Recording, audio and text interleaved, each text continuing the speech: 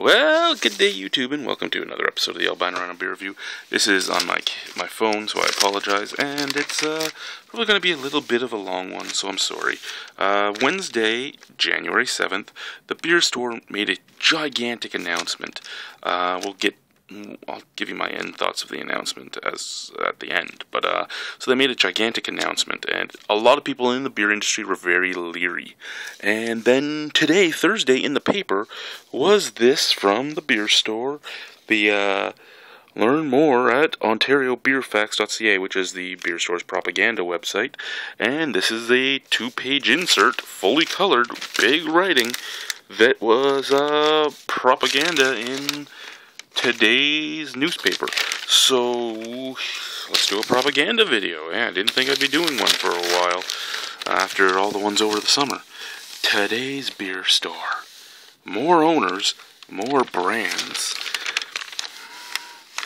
The world's most open and accessible beer retail system just got better. We have always allowed every brewer to sell as many brands in our stores as they choose. Now, we're inviting our fellow Ontario brewers to become beer store owners. So, open? Yeah, you're open. You will allow anybody to sell whatever they want in the beer store. Accessible is arguable as to get into the beer store. It's not, hey, we want to sell this here. It's, hey, Mr. Competitor, we would like to sell our beer in your stores. Okay, how many stores would you like to sell it in? 4. Okay, so you owe us 4 store fees. How many sizes would you like to sell this beer in? 3. Okay, then you owe us 3 listing fees. Oh. So basically, it's not accessible unless you have a lot of money. And it's not as many as they want to sell. It's as many as they can afford to sell. This is the only retail system in Ontario other than the LCBO. So the fact that your competitors are telling you have to pay them to sell your product and then can put your product wherever they want in their store and get your sales records and everything else is kind of fishy. Sounds like corruption. And this only came out after the sweetheart deal that the beer store had with the LCBO, or Ontario's Liquor Control Board, came out. It was leaked to the papers, it came out, and then there was huge pressure on the government to make changes. The government said they were going to make changes, and then this came out of left field. Okay, let's go on to fact number 1. Ontario small brewers can become beer store owners for as little as $100. All owners will have representation on the beer store's board and be included in decision making. The smallest breweries will pay even lower fees than large breweries. Okay, so there's 2 classes for these Ontario breweries. There's Class E and Class F. Class E will be paying $1,000 each for their share. Class F will be paying $100 each for their share.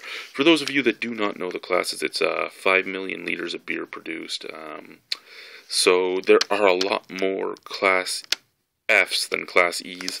The breakdown of the board will be 5 seats for Molson, 5 seats for Labatt, 2 seats for Sleeman's, 2 seats for Class F, and 1 seat for Class E.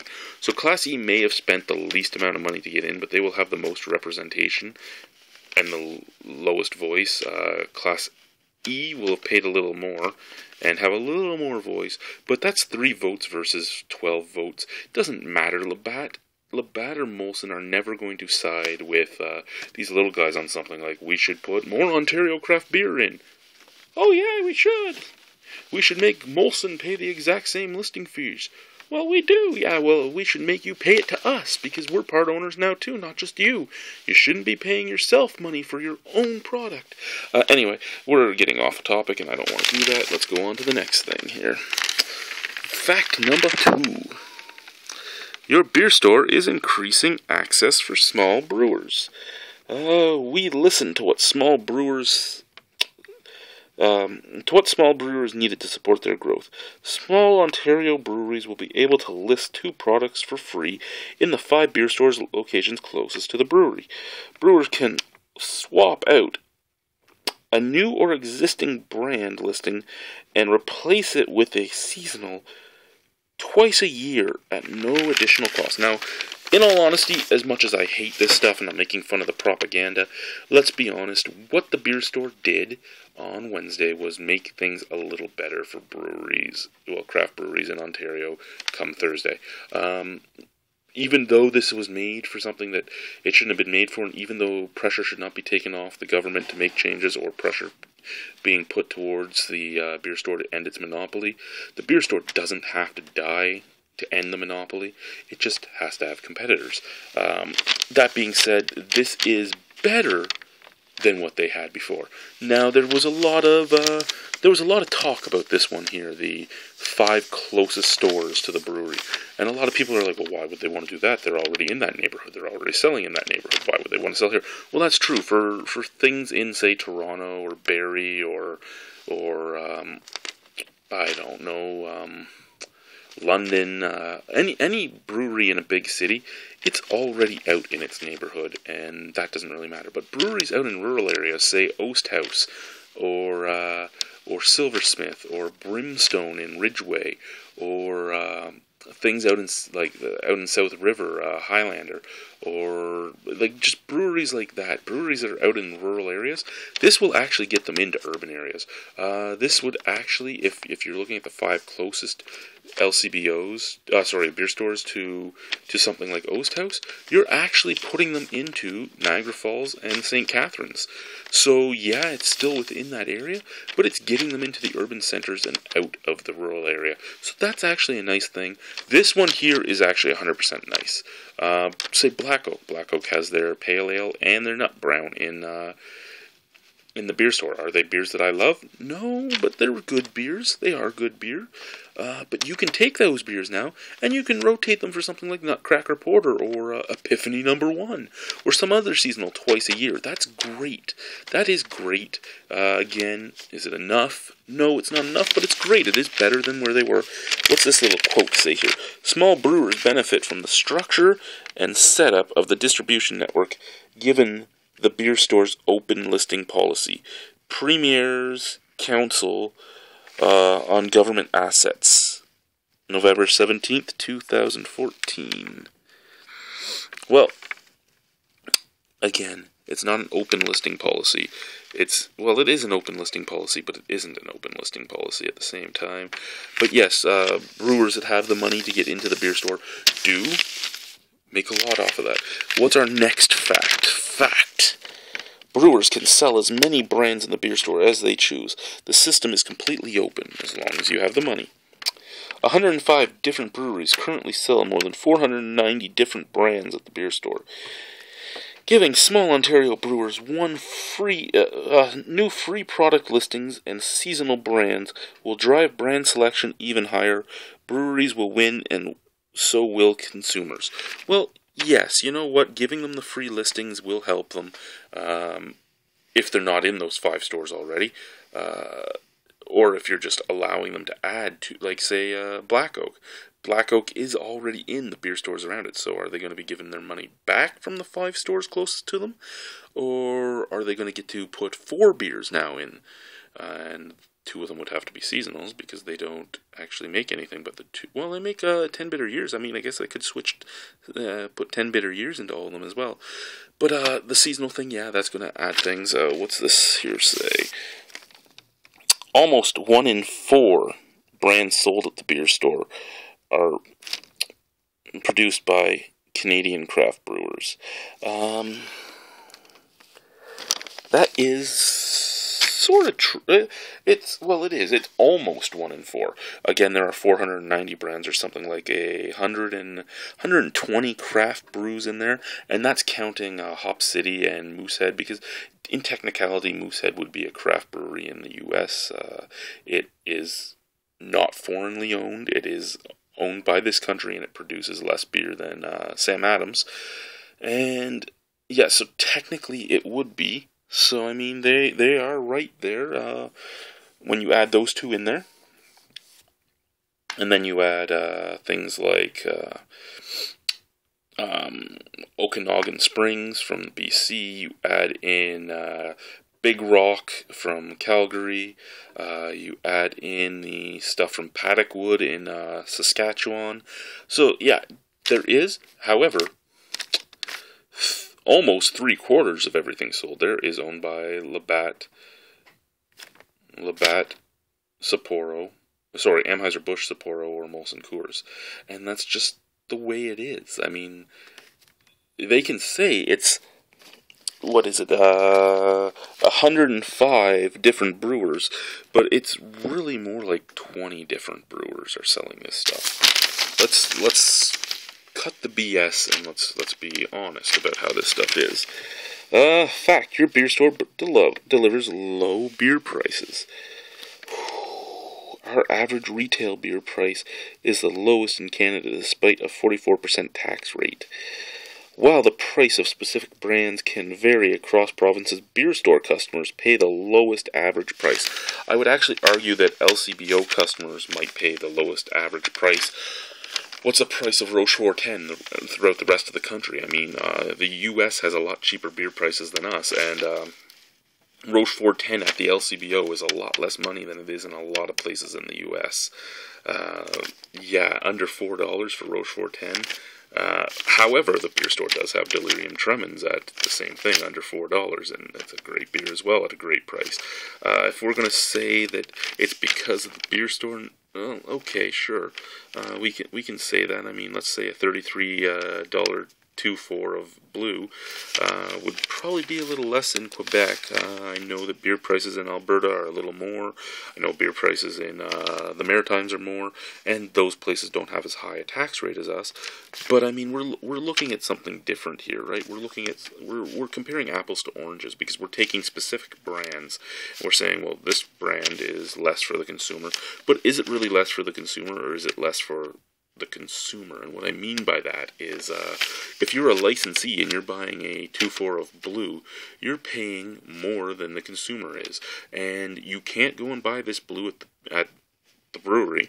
You can't buy the blue at the LCBO because the LCBO beer store sweetheart deal makes you have to buy that blue from the beer store, and making you have to buy that blue from the beer store, and then having them say, hey, you have to buy it from us, and it's going to cost you more than if you didn't own a business. That's collusion as well, guys. That's collusion and corruption. Next, fact. Your beer store helps generate significant revenue for the government. 44% of every dollar spent at the beer store goes to the government as tax. In 2013, provincial and federal taxes on beer sold through the beer stores totaled $1.07 billion. And here's the breakdown. However, you see this 44% tax, and that's great. However, that $1.07 billion would have been made no matter who is selling it. It doesn't matter if it's a corner store selling it. It doesn't matter if it's a Joe Blow's beer shop. No matter how many shops there are, as long as that much beer is sold, that much money is being made. However, to say that it generates more money, because this here says, arguably, the province earns more on a bottle of beer sold at the beer store than the LCBO. I don't know how that can be true when the LCBO actually adds another set of fees on top of this tax. That is actually why a brewery makes less money when it sells its beer at the LCBO, because the LCBO will add a whole section of other levies and taxes on top of this 44% tax, and those levies and taxes go directly to the Ontario government. So the Ontario government is actually losing money by having these type of stores out here. But this is just us trying to make you think, hey, why end the monopoly? Another fact: your beer store operates an award-winning recycling program. The beer store recycles 4 times as much glass as the entire Ontario Blue Box system. The cost to recycle a wine bottle through the beer store is less than half the Blue Box cost. We save municipalities around $40 million a year, and that's great. You guys do have an amazing Blue Box program. Here's the thing: this propaganda is bullshit. Stop with the lies, stop with the bullshit. Let's do this stuff right. You are the beer store. Nobody, well, some people are, but I'm not saying you have to you have to be destroyed. The only thing of yours that has to be destroyed is your monopoly. You should not have a monopoly on beer. You should not be a private conglomerate company, not a government company, a private conglomerate that owns the distribution rights for beer in Ontario, owns the only retail store rights in Ontario. A brewery can sell to a licensee, a brewery can sell out of its brewery store, and a brewery can sell to either you or the LCBO. That is not right. You do not get sole proprietorship of this venue. You cannot have that. People need to stand up and stop this, and people need to stop listening. Like, this right here has to stop. Your propaganda to continue holding on to your monopoly just tells people how much this monopoly has to end. There's been many questions garnered towards this, put up against this. Questions like, tell us how a monopoly is helping Ontario. Tell me how a monopoly is helping Ontario when getting rid of the monopoly creates more jobs, both in the distribution, the retail, and the manufacturing aspect of this. It opens up more jobs for Ontarians. It opens up more choice for Ontarians. And it opens up a better tax revenue generation for Ontarians, both through taxes paid by workers, money spent, and money spent on beer. Hey, how does this monopoly help Ontario more than that? No, it doesn't help Ontario more than that. It helps Molson, Labatt, and Sleeman. That's what it helps. This is agitating. Again, no, you could easily okay, I gotta calm down here. Okay, nobody should fault you for doing what the government has given you permission to do. It shouldn't be a fault against you, and it shouldn't be held against you that you are doing this, because you were given open access to do this. That fault lies on the government. That fault lies on the government for signing those secret papers and for not changing anything since the early 1900s.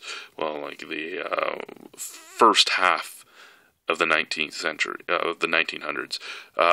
You've been around long enough now that you've kind of, I aged them a little longer than I should have.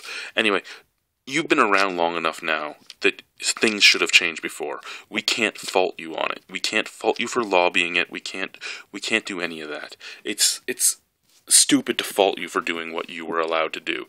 If I was allowed to screw every female I ever met, I might have done it.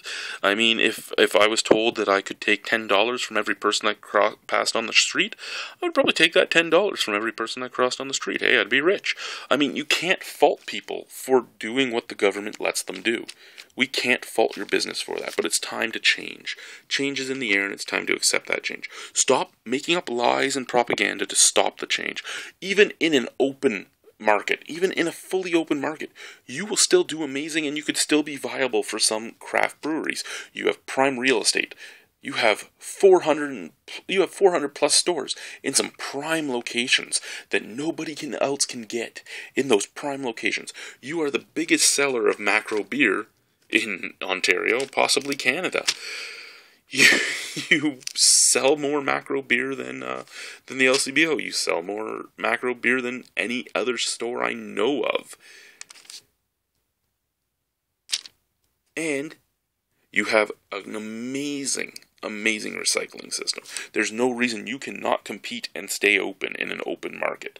There's no reason you just won't make $100 million profit. You might make $10 million profit. This is just getting old now. It's getting old. It's getting stupid that we're fighting about this over and over again. These propaganda pieces make you look stupid. They make you look stupid. They make you look desperate. And that's what it's coming down to. They're turning people against your employees. They're turning people against your stores that would never have been against them normally. It is stupid to continue doing this. It is 2015 now. It is time to open up the beer market. It is time to make the beer market accessible. It is time to, at the very least, let the OCB have a competition against you with their own stores. This does not necessarily have to go to corner stores and go to grocery stores and all that, but there has to be more choice. There cannot be a monopoly in this system. I don't understand how there has been one for this long. I don't understand how collusion hasn't been charged against you before. You have a class action lawsuit that was put up against you for this shit. Stop trying this. You're not... Adding them as owners and giving them no voice is not getting rid of a monopoly. There's still a monopoly. It doesn't matter if every brewer can go into it. It's still a monopoly because every brewer cannot have equal access. Every brewer does not have the same say. Every brewer does not have the same ability to get the same amount of beers into your system. Every brewer doesn't have the same anything. That isn't equal. That isn't equal or open. Contract brewers, again, can't have ownership. So contract brewers are very much unequaled and are still having to go through a monopoly to sell their beer. Guys, I don't even know what else to say. This is just getting so old. Again, 2015, change is in the air. Accept the change, embrace the change, be part of the change, and grow up.